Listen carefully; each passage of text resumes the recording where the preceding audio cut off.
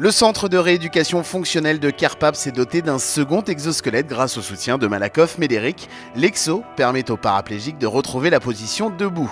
Le directeur du plateau rééducation, Philippe Labarthe, nous en dit plus. Alors l'exosquelette, pour nous, après de multiples expériences, c'est devenu un véritable outil de rééducation qui s'ajoute aux autres outils de rééducation. Alors, dans le cadre de la rééducation des blessés médulaires, c'est un outil très important parce qu'il est vrai que dans ce domaine-là, la main du kiné et la verticalisation sont les maîtres mots de cette rééducation. Donc on va dire qu'elle est peu technique, par contre elle est très importante en termes d'adaptation, de retour à la vie, au niveau ergothérapie, au niveau assistante sociale, etc. On a la certitude que l'exo va nous amener un plus. Donc ça va nous amener un plus, notamment sur le guidage des patients.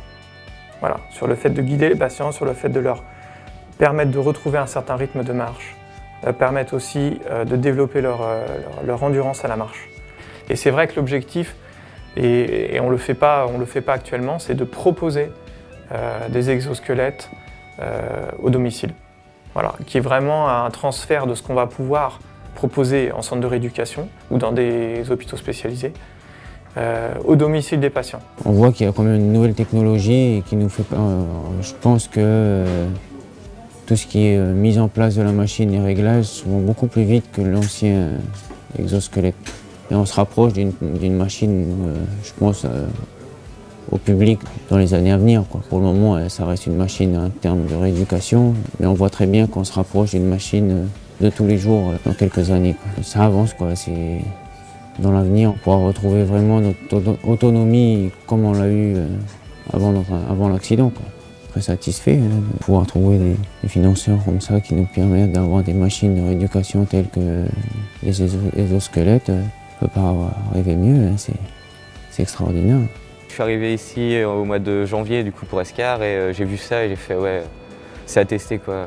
Au moins une bonne expérience quoi. Rien que le fait de remarcher, je pense, ça va faire un choc aussi quoi.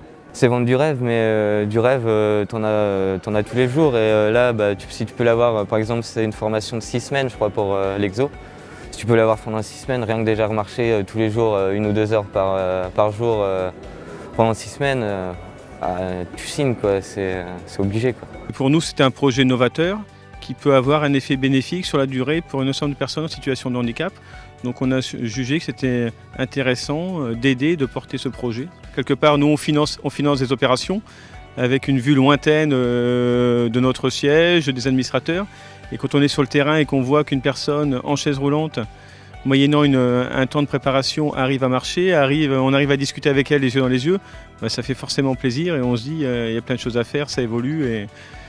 Et voilà, on voit les bienfaits des actions, de l'argent que nous on met sur ces opérations. C'est pas que des opérations Malakoff Médéric, on voit que ça a une portée plus lointaine que ça, quoi.